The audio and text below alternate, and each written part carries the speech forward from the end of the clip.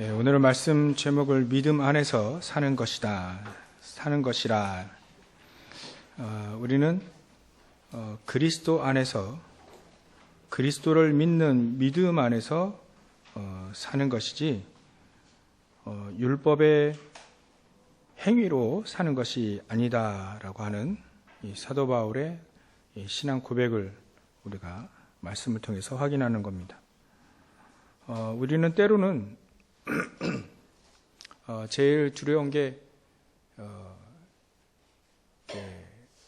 이렇게 보여주기 위한 어쩔 수 없이 체면상 이런 또 여론 이런 것에 약하지요. 또 분위기 이런 거에 약합니다.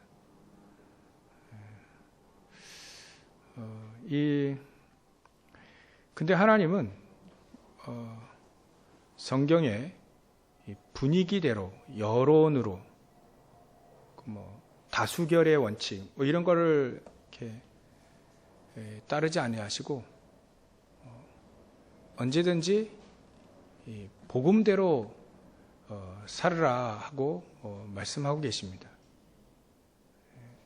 그래서 여론 따라 다수결에 따라 살면 편할 수는 있습니다. 근데 세 가지 저주는 막을 수가 없죠. 특히 사단을 무너뜨릴 수는 없습니다. 여론이 꼭 틀렸냐 그건 아닌데 그런 거죠. 복음과 여론 이런 거예요. 어떤 걸 선택할 거냐. 내가 체면상 아니면 복음 이거 두 가지 비교할 때 어떤 거 가지고 살아야 될 것이냐. 특히 율법주의로 살 거냐 아니면 내가 복음으로 살 것이냐. 그 두 가지 갈림길이 있을 때 우리는 당연히 복음 이거 가지고 살겠죠. 그걸 선택을 해야 되겠죠. 근데 그렇지 않다. 사실 실질적인 삶이 그렇지 않은 경우가 있다. 그 얘기를 우리 사도 바울이 오늘 이렇게 하는 겁니다. 베드로가 베드로를 사실 세상적인 그런 지위나 이런 걸 봐도 베드로가 바울이 베드로를 책망할 수 있는 위치는 충분히 됩니다. 왜냐하면 사회적으로나 또 학문적으로나 여러 가지 배경이 사도 바울이 뛰어났거든요. 정치적인 배경이나 사회적으로나 또 로마 시민권을 가지고 있는 사람과 저 총구석에 그 어부였던 이 베드로와 사실 비교할 수 없거든요. 사실은. 근데 그런 지위를 가지고 이 베드로를 이 사도 바울이 같은 사도인데 말이죠. 책망할 것은 아니고요. 왜 너는 율법주의자가 하는 행동 그대로 하느냐? 그건 거예요. 복음으로 살지 않고 왜 율법주의자들이 사는 그런 방식으로 사느냐 이겁니다. 그게 이 사도 바울이 제일로 이렇게 용납되지 않는 부분들이 바로 그겁니다. 왜냐하면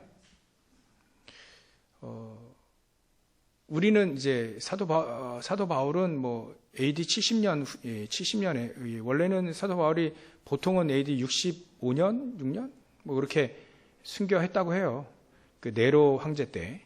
근데 AD 70년에 사실 이스라엘 예루살렘 멸망했거든요.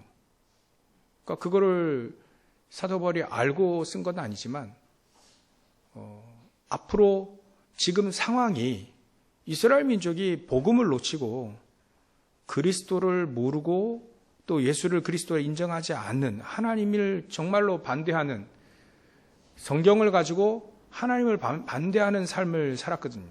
그러니까 그런 삶이 역사적으로 봤을 때 반드시 이스라엘 민족이 복음을 놓쳤을 때 망했단 말이죠. 7번이나 망했습니다. 이제 앞으로 어떻게 망할지는 불보듯 뻔한 것인데 복음 없으면 망하잖아요. 복음 없으면 사단에게 종노릇하고 이 복음 없으면 저주 재앙을 막을 수가 없고, 복음 없으면 이 지옥 같은 배경, 지옥 같은 삶을 바꿀 수는 없는데, 운명을 바꿀 수 없고, 이거를 자기 민족이 지금 모르고 있단 말이에요, 복음을. 그러면 이 사도 바울이 간절하게 얘기하는 겁니다.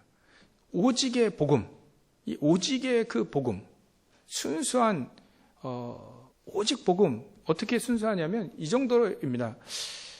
우리가 늘 잘 알고 있는 갈라디아서 2장 20절이죠. 내가 그리스도와 함께 십자가에 못 박혀 죽었다. 이 정도로 말이죠. 죽었습니다. 우리가 언제 십자가에 못 박아 죽었습니까?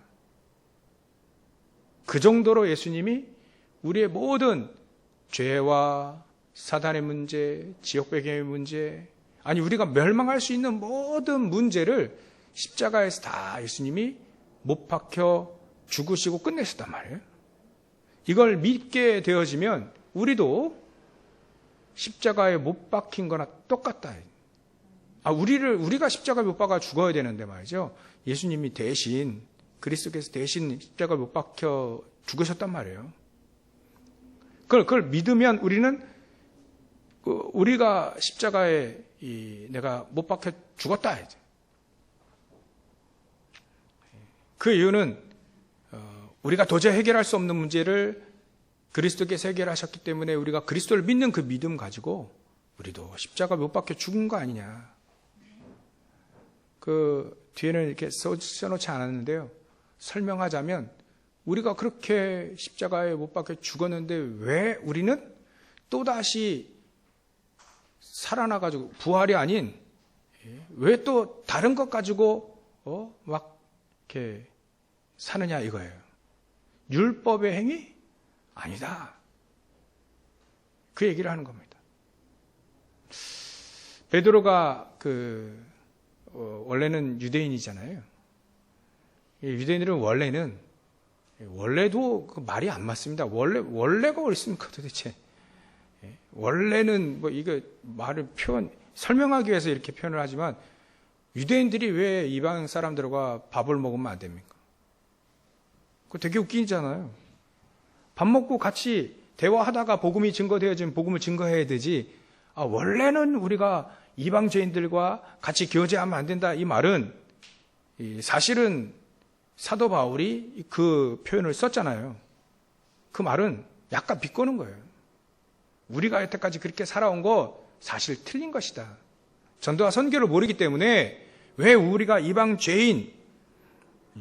죄인처럼 우리가 살 것이냐. 이거는 15절에 있잖아요. 우리는 본래 유대인이요 이방 죄인이 아니로되. 이 말은 비꼬는 거예요. 어찌 보면.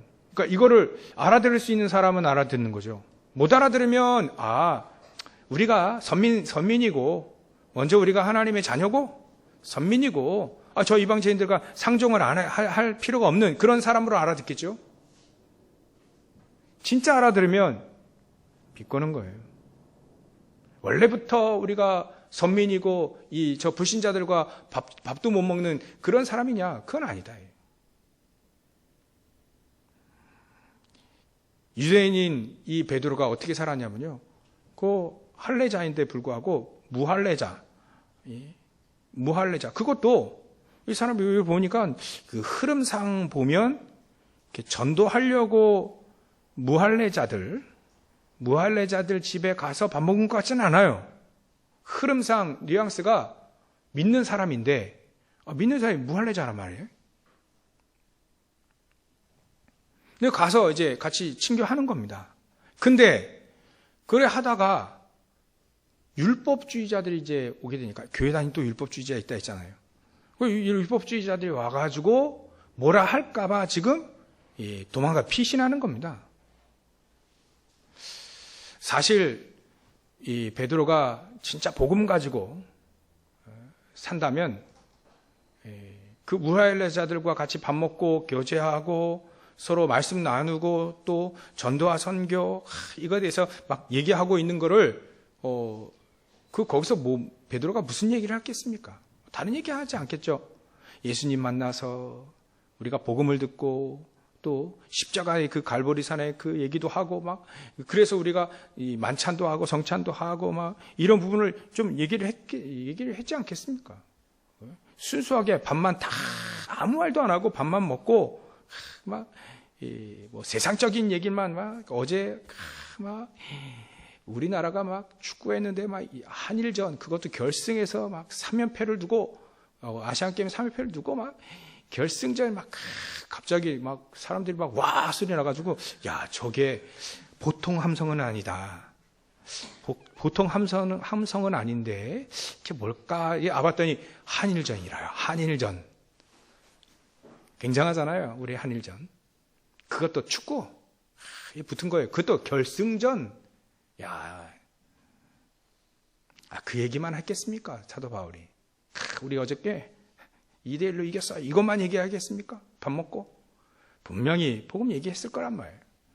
말씀도 얘기했고, 우리 계신 언약도 얘기했고, 또 베드로의 예전에 내가 속았을 때 진짜 변화산에서 헷갈렸던 거, 또 예수님 부인했던 거, 그래서 우리는 예수 믿어야 된다. 오직 예수만 붙잡고 감람산에 40일 동안 또 얘기하신 하나님의 나라 이거 쭉 얘기했겠죠 또. 근데 할례자가 무할례자들과 밥 먹는 것은 율법상 안 맞다라고 얘기하니까 거기에 대해서 이 베드로가 피신한 겁니다. 어찌 보면 배려하는 것처럼 보이지만 사도 바울 눈에 볼 때는 외식이라고 본 겁니다. 아니 복음대로 살든가 아니면 차든가 덥든가 율법대로 살든가 두 가지 중에 하나 해야지.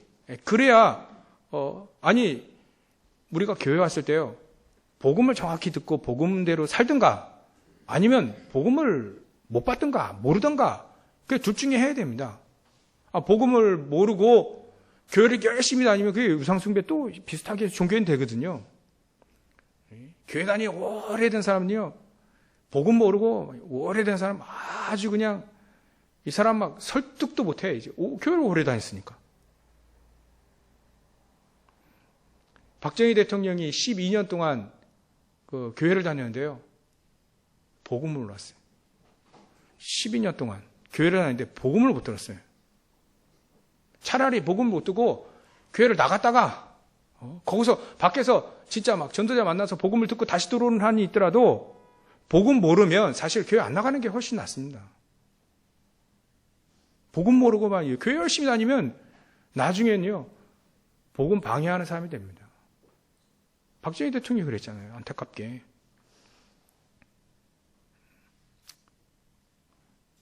그러니까 둘 중에 하나 해야 됩니다. 그래야 역사가 일어나지. 복음대로 살면 복음의 역사가 일어나고 복음대로 안 살면 거기서 막 깨지든가 막 박살나든가 막 저주 당하든가 거기서 이게 아니구나 그러고 뭐지 인생이 뭐지 이래 하다가 복음 그리스도 그게 나와야 되는데 말이죠. 어중간하게 살고자 한다는 그게 외식으로 보인 겁니다.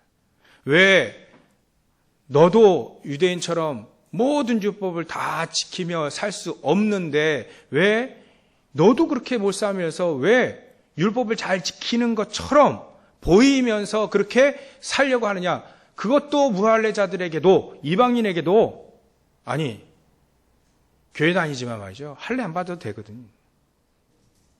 지난주에 얘기했잖아요. 할례가 중요한 게 아니라.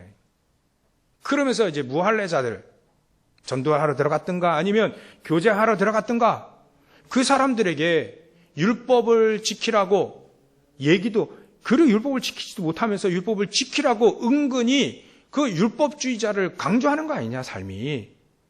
왜 그렇게 사느냐. 아예 율법을 철저하게 지키든가 당신이. 아니면 완전히 복음적으로 살든가. 둘 중에 하나들이 어중간하게 복음대로 산다면서 율법주의자들의 말을 무서워하고 뭐가 두렵냐. 뭐가 그렇게 두렵냐. 우리는 그리스도와 함께 십자가에 못 박혀 죽었는데 뭐가 두렵냐. 죽은 자가 뭐가 두렵냐. 그 얘기를 하는 겁니다.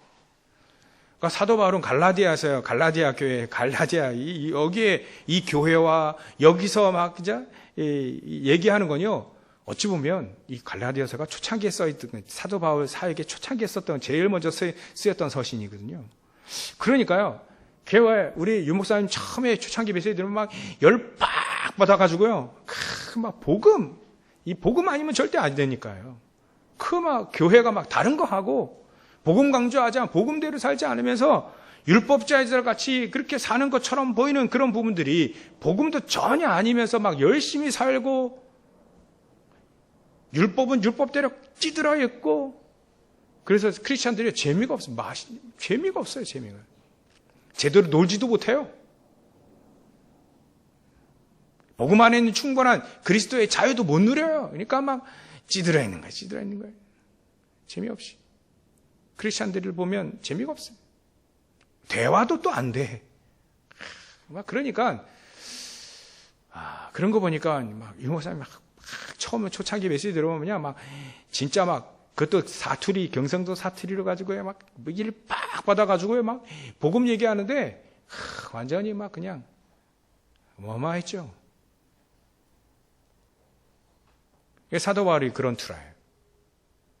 너무나도 복음적이 아닌 것이 너무나도 교회 안에 너무나도 사람들 속에 그래가지고 비슷하게 뭐 복음 비슷하게 이를 살다가 결국 무너지는 그런 삶을 너무 보니까 이스라엘 민족 역사적으로 너무 보니까 사도 바울이 이렇게 얘기할 수밖에 없는 겁니다. 우리가 그리스도와 함께 십자가 못 박혀 죽었는데 뭐 그렇게 두렵고 뭘 그렇게 복음대로 뭐 다른 거대로 뭘 그렇게 살 게 뭐가 있겠냐.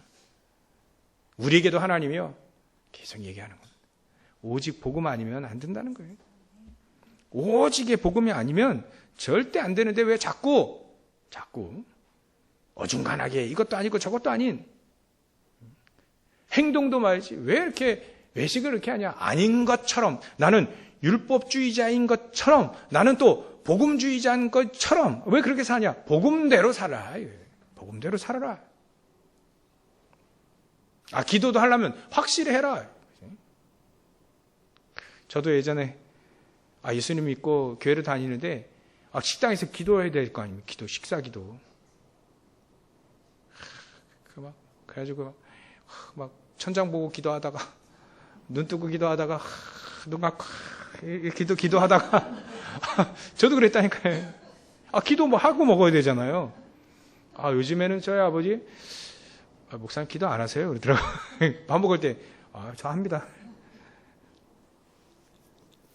우리 아버지는 식사할 때 기도하기 들으시는데 저는 그렇게 않거든요. 속으로 기도해요.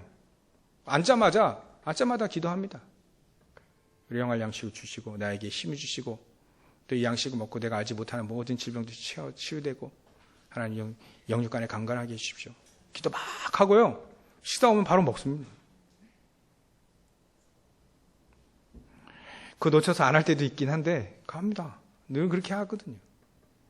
근데 이 기도가 이게 식당에서 이게 혼자 먹을 때 이게 안 되는 거예요. 같이 먹을 때는 이렇게 같이 기도하잖아요. 그거 되는데 혼자 할 때 이게 이게 안 되는 거예요. 되게 눌렸었단 말이죠. 그게 중요하냐 이거예요. 꼭 이렇게 기도하는 건 중요하잖아요. 기도할 때 목회자들이 기도하지 않습니까? 식사할 때 그게 부끄럽지는 않습니다. 근데 우리가 가장 중요한 건 말이죠. 그런 눈에 보이는 행동, 눈에 보이는 외식과 같은 진정으로 내가 감사해서 기도한다면 뭐가 부끄럽겠어요? 그건 중요한 게 아닙니다. 내 안에 복음이 너무나도 감사하고 중요하다면 복음대로 사는 게 중요한 것이다. 지난주에 말씀처럼 말이죠. 본질을 흘러버리면 안 되는 거예요. 그러면 진정한 자유는 없습니다. 우리가 말이죠. 복음대로 산다고 한다면서 이렇게 외식, 겉과 속이 다른 그런 외식 같은 복음대로 산다면서 막 여론을 따라가고 말이지. 편견에 잡히고 그래 살지 말자 하는 거예요. 우리를 의롭다 하는 것은 율법의 행위를 맞냐. 행동 똑바로 해라. 이건 맞는데 복음을 놓치고 행동 똑바로 하면 사단 못 이기잖아요. 그래도 법을 잘 지키고 도덕적으로 윤리적으로 완벽하더라도 복음 없으면 사단 못 이기지 않습니까? 흑암세력 못 이기잖아요. 그러니까 하나님은 원하시는 게, 사도 바울을 통해서 원하시는 게 뭐냐면 행동도 바르지만 중요한 건 복음이다. 복음 안에서 나오는 우리의 삶이 되어야 된다는 겁니다. 만약에 그 삶이 조금은 부족하더라도, 조금은 윤리적으로, 또 도덕적으로, 또 우리가 말이죠, 뭔가 좀 이렇게 부족하다 할지라도, 조금 막 성질이 좀 더럽더라 하더라도, 그 중요한 게 아니라 복음 안에서 복음적으로 살자. 그래야 복음적으로 살아야 나중에 힘을 얻어서 더 우리는 윤리적으로 살 수 있지 않습니까? 도덕적으로 더 살 수 있고요. 그리고 우리는 상식 이상의 삶을 살 수 있는 거 아니겠습니까? 그게 어디서 나오느냐면 일단은 사단을 박살내고 이 흑암 세력을 무너뜨리고 말이죠. 저주 재앙을 무너뜨린 다음에 우리가 행동 똑바로 한다고 해서 저주 재앙이 무너지지는 않잖아요, 사실. 정확히 말한다면. 복음이 그리스도가 사단을 무너뜨리고 그리스도가 저주 재앙을 무너뜨린 거 아니겠습니까? 우리는 가장 중요한 것, 거기서부터 우리가 삶을 살아야 된다. 일단은 세상에 공중권세 잡은 자가 사단 아닙니까? 귀신들 아니겠습니까? 그것부터 박살내는 우리에게 복음을 먼저 우리에게 주신 것이지 바른 생활을 하라고 주신 율법을 먼저 주신 건 아니거든요. 그래서 우리는 의롭다 하는 것이 율법의 행위가 아니고 그리스도를 믿는 믿음, 그것 가지고 우리가 의롭다 하는 것이 아니냐.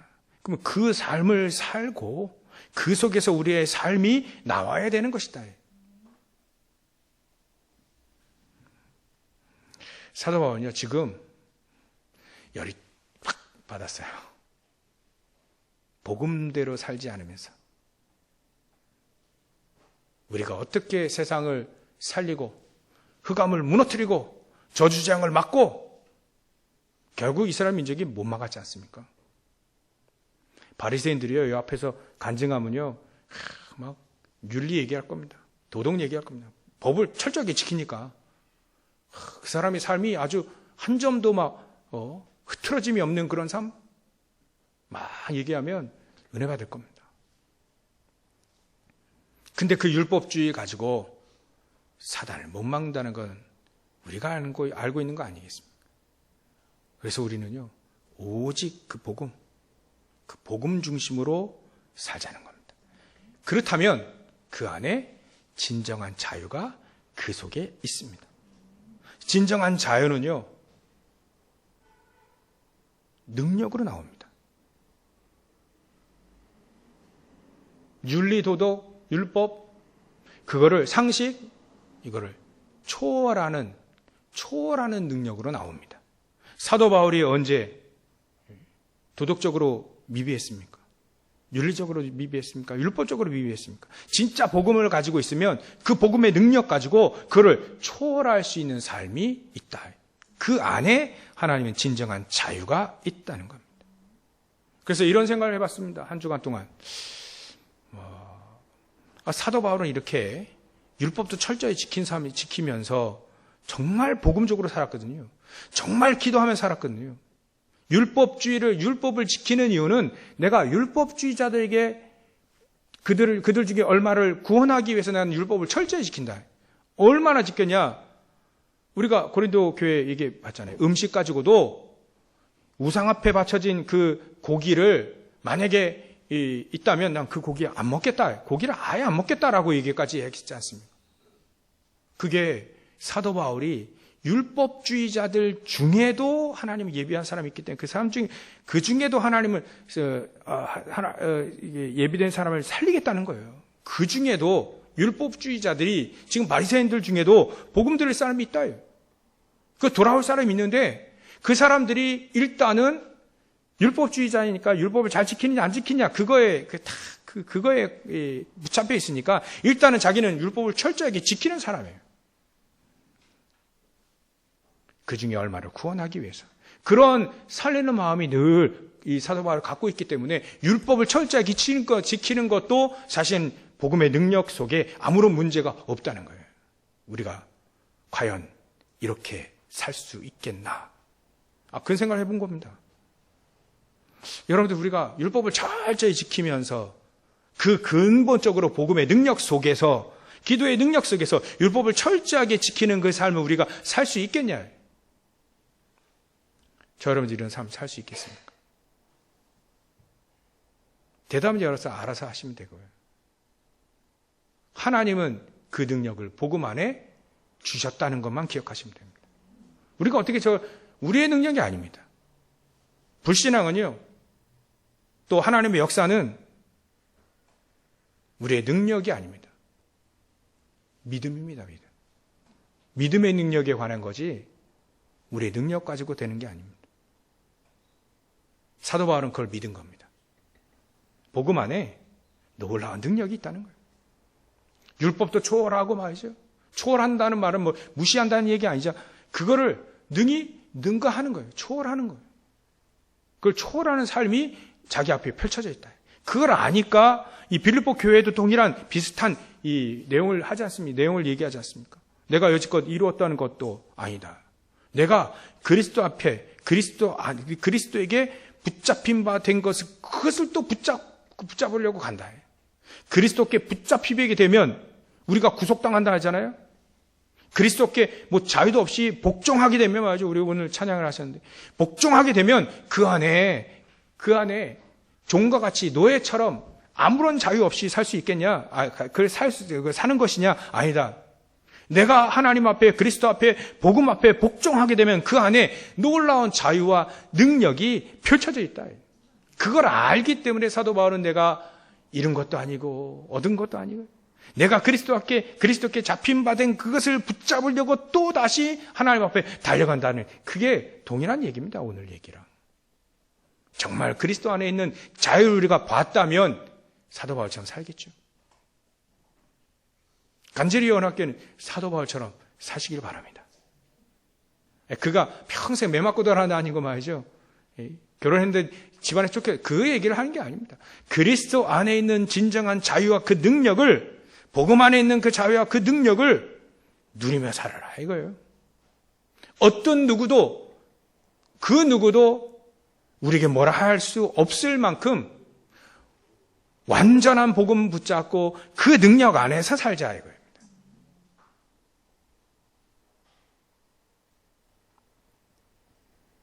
진정한 자유는 그리스도 안에 있습니다.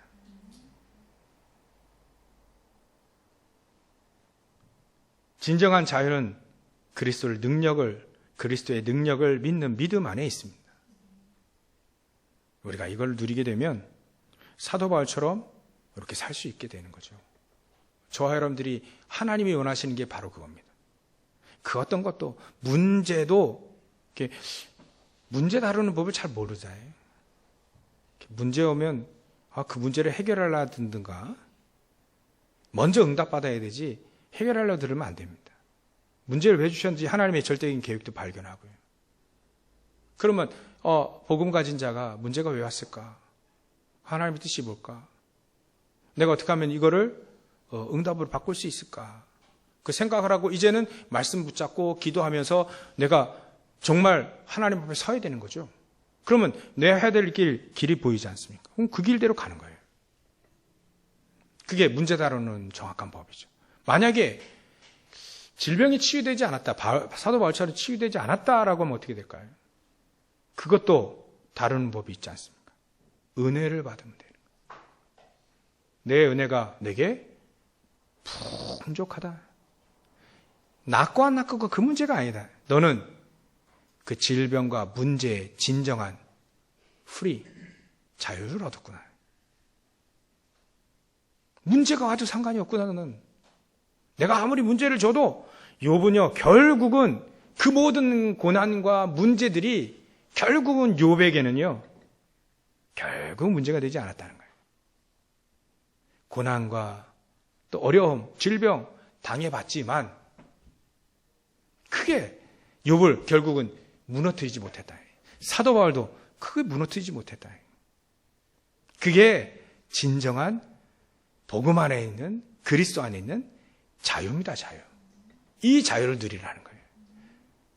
내가 그리스도와 함께 십자가 못 박아 죽었나니, 죽으면 우리가 자유가, 그때부터 진정한 자유가 그때부터 생기는 거죠. 이게 어마어마한 역설적인 얘기지만, 우리가 그리스도 앞에 죽어버리면요, 그 안에 자유가 있다는 말을 하나님이 얘기하시는 겁니다. 그 안에 우리가 좁은 문으로 들어가라. 그리하면 가기는 어렵지만 그 안에 좁은 문으로 들어가게 되면 그리스도 안에 놀라운 보좌의 축복들이, 또 현장에 천군 천사들이, 신군과 초월한 천군 천사들이, 놀라운 역사들이 그 속에 능력이 그 속 안에 다 있다. 힘이 있고 배경이 있고 다 있다는 거예요. 우리가 이게 사실적인 나의 신앙이요, 나의 믿음이요, 나의 고백이 되어지는 것이 가장 중요합니다. 오늘 메시지는 바로 이겁니다. 진정한 우리의 신앙 고백과 우리 신앙이 그리스도 안에서 진정한 자유와 그 능력을 누리는, 십자가를 못 박혀 내가 죽었고 우리 이제는 내가 사는 것이 내가 나를 내 삶을 사는 것이 아닌 내 안에, 그것도 나를 위하여 십자가에 못 박혀 죽은 자기 몸을 버리신 그리스도를 그 믿는 믿음 안에서 나는 사는 것이다. 이런 고백이 우리에게 진짜 실질적으로 와야 돼요. 실질적으로 우리의 고백이 되어지면 된다는 겁니다. 되어지시길 주의 이름으로 축원합니다. 이 축복을 하나님이 예배해 놓으셨습니다. 우리가 예수 믿으면서 이것도 못하고 저것도 못하고, 예수 믿으면 좀 약간 따분한 것 같고, 좀 뭐랄까요, 이렇게 세상 것도 못 누리고, 아닙니다. 하나님은 하지 말라고 하는 거는 우리에게 도움이 안 되니까 하지 말라는 얘기예요. 하지 마라. 그럼 하라는 건요, 그 안에 뭐 놀라운 축복과 능력과 다 있기 때문에 그거 하라. 그 어떤 누구가, 부모가 자녀에게 그 강에 말이죠, 악어가 막 가득한 악어에 그거 가서 수영하라, 누가 하겠습니까? 수영을 금지한 게 아니고 거기 가서 수영하지 말아요. 그 악어가 있으니까 잡아먹히니까 거기 가서 수영하지 말라는 거예요.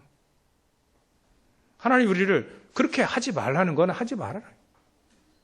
안 해도 되는 거니까. 수영을 하지 말라는 얘기 아니지 않습니까? 거기 가서 수영하지 말아요. 더 좋은 수영장, 박태환 수영장도 있는데, 인천 가다 보면 박태환 수영장 있어요. 또 안 가봤는데 가본 사람들이 이렇게 보니까 시설 잘 해놨더라고요. 레인이 막 여러 개 되고 50m 딱 국제적인 규격으로 거기 가서 수영하라. 그런 얘기예요. 하지 말라는 건 안 해도 됩니다. 하라는 건요, 증인 되라. 근데 그 안에 능력 주겠다. 내가 너와 함께 하겠다. 얼마나 큰 축복입니까? 서론이 너무 길었지만 말이죠. 이게 다예요, 사실. 진정한 자유, 우리가 그리스도 안에 있는 진정한 자유, 그게 믿음으로 되어진, 믿음으로 사는 사람들의 그 진정한 자유가 있게 되어지면 어떻게 되느냐? 하나님은 첫 번째로 우리를 망대로 세웁니다. 이거는 자연적으로 오는 응답이니까, 우리가 그리스도 안에 있는 믿음 안에 있는 진정한 자유를 누리게 되면 우리가 망대가 되어집니다. 사도 바울이 망대가 되어져가지고요, 이 사람 한 사람이 딱, 우리 장로님 기도하셨는데요, 플랫폼이 딱 되어지니까 사도 바울 주위로 막 살아나는 사람들이 막 일어나기 시작하는 거예요. 그런 축복을 우리에게, 절대 망대의 축복을 우리에게 줬다. 당신 때문에 그 가정이 살고, 당신 때문에 그 가문이 살고, 당신 때문에 그 회사가 살고, 그 기업이 사는 것이다. 하나님은요, 귀중한 당신 때문에, 너 때문에 모든 현장을 다 살릴 것이다. 시대까지 살릴 것이다. 사도 바울 내가 그렇게 망대를 세워봤다. 하나님이 이렇게 얘기하시지 않겠어요? 사도 바울은 그렇게 절대 망대로, 그런 플랫폼 사람들이 오잖아요. 만들어 놓으면 오는 거 아닙니까? 우리 교회도요, 이런 플랫폼들이 계속 만들어져야 됩니다. 여러분들이 그 플랫폼이 되어지고요. 그 사람이 가면 플랫폼이 되어지고 사람들이 모이고 살아나는 축복을 하나님 우리에게 이미 예배해 놓으셨다는 거예요. 그리스도 안에 있는 자유, 믿음 안에 있는 그 능력의 자유를 누리게 되어지면 우리가 바로 그 플랫폼이 되는 거예요. 그 절대 망대가 되어지는 겁니다. 그러기 위해서 우리가요, 이 절대 망대의 언약을 붙잡고, 두 번째로는요, 내 안에 먼저 망대를 세우면 됩니다. 내 안에 정말로 복음을 붙잡고 그리스도 안에 있는 자유를 한번 내가 막 충분히 이 사도 바울처럼 누려보자라고 하는 진짜 기도의 망대가 우리 안에 세워져야 됩니다. 기도의 망대. 그래서 기도의 망대는요, 결론적으로 기도의 망대에 대해서 결론을 얘기하다면, 기도의 망대에 대해서 2번 결론 얘기하자면 24인 것 같아요. 그렇죠? 늘 기도하는 사람인 거죠. 늘 복음을 누리고 그 복음 안에서 말이죠, 우리에게 어떤 기도 아니면 성삼위 하나님이 나와 함께 하시는 축복의 기도. 늘 기도 속에 있는 사람. 그래서 보좌의 축복이 나에게 9가지로 쭉 내게 임하는 거예요. 우리 생명이 살아나고 진정한 보좌의 축복을 누리고 말이죠, 전무후무한 응답을 누리는 그런 축복들을 늘 기도하는 거예요. 늘 그 속에서 24로 기도하는 사람, 그 사람이 시대의 미래를 살릴 수 있는 축복이 우리에게 주셨다는 거예요. 그 사람이 공중권세 잡은 자를 박살내는 겁니다. 그 사람이 기도의 깊은 축복을 누리기 때문에 그 사람이 오력을 주시는 거예요. 영력과 지력과 체력, 경제력, 인력, 진정한 힘이 그 안에서 나오는 거죠. 그럼 미리 알고 대비하고 살리는 겁니다. 그 사람이 결국은 그 기도의 망대가 세워질 때 세 가지 뜰이, 하나님이 원하시는 세 가지 뜰이, 교회는요, 세 가지 뜰이 있어야 됩니다. 그 세 가지 뜰이 회복되어지는 축복이 일어나게 됩니다. 복음 안에서의 자유, 믿음 안에 있는 능력, 그 믿음 안에 있는, 그리스도 안에 있는 그 진정한 자유와 그 능력을 누리는 사람이 절대 망대가 되어지는 거고요. 두 번째, 그 사람에게는 반드시 있었던 것이 기도의 망대가 있었다는 거예요. 여러분들도 이 기도의 망대를 세우시기 바랍니다. 24로 기도하시면 됩니다. 사도 바울이 늘 얘기했던 24. 무시로 기도하면, 무시로 우리가 393의 축복을, 또 7 망대의 축복을 우리가 누리면 되는 거죠. 그리 되어지면 하나님은 저 여러분들 통해서 현장에, 진짜 현장을 살릴 수 있는 세 번째로 망대가 세워집니다. 어떻게 세워지냐면, 하나님은 우리를 237과 치유 서밋의 언약을 붙잡고 다민족들을 살리고 말이죠. 지난주에 그 수요일 날 말씀드렸는데요, 우리 남태평양 14개 나라 했죠. 남태평양 14개 나라. 여러분 혹시 찾아보셨습니까? 근데 복잡해요. 이게 나라가 우리가 한국, 중국, 독일, 일본, 미국 막 이렇게 딱 떨어지면 되는데, 뭐 솔로몬 제도, 이게 나라인가? 그래 나와요. 뭐 바누아투, 퉁가, 뭐 이런 뭐 사모아 이런 나라는 알겠는데, 뭐 희한하게 솔로몬 제도, 어떤 섬 이래 나와요. 그래서 이게 14개 나라 맞나? 아무리 봐도 18개 막 20개 다 돼가는데 이게 맞나? 따져보는, 지금도 공부하고 있는 중인데, 여러분들 그런 다민족들의 그 중요한 엘리트들, 복음의 엘리트, 정말 복음 안에서 키워서 그 사람들 말이죠, 이렇게 살려가, 다민족 많이 와 있잖아요. 우리나라에 한 300만 와 있다는데 그 사람들 살려서 다시 현장에 보내는 그게 237의 이방인의 뜰입니다. 그 뜰이 이렇게 여러분들 안에 우리 교회 뜰들이 세워져야 됩니다. 여러분들의 현장 속에 세워져야 됩니다.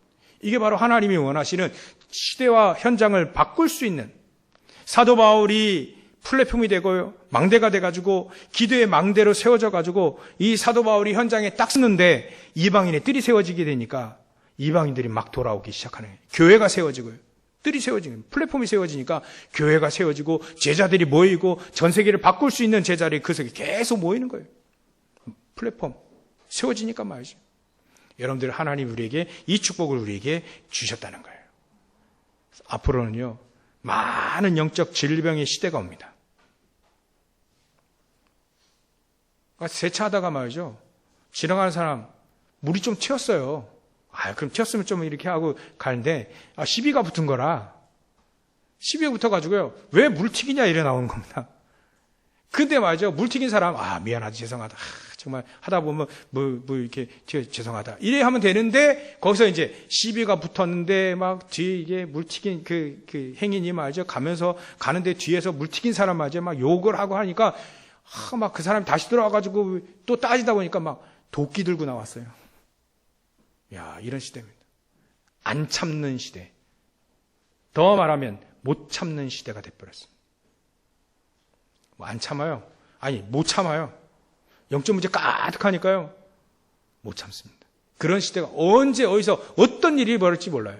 정직 경찰이면 미국에서 정직 경찰이 막 가정의 불화 한판 붙은 거예요. 막 저 아내랑. 그래 열받아가지고 총 들러가지고 막 사람들 쏴 죽이고 말이죠. 현장에서 사살되고 말이죠.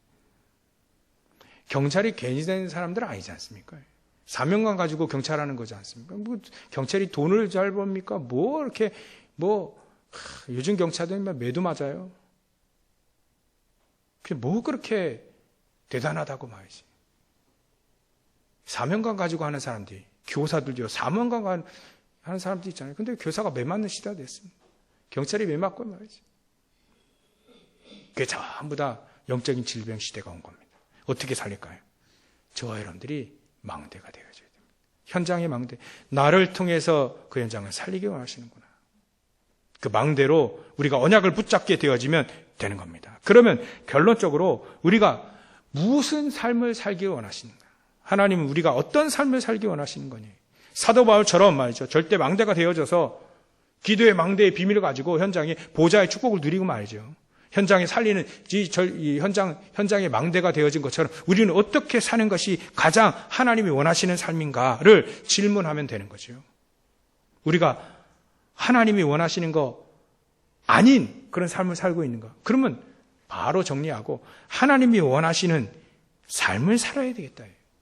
이걸 언약을 붙잡고 진짜 그리스도를 누리고 또 그 안의 능력을 우리가 회복하고 말이죠. 그런 축복을 하나님이 우리에게 예배해 놓으셨다는 거예요. 이 축복을 온전히 누리고 승리하시기를 주의 이름으로 축원합니다.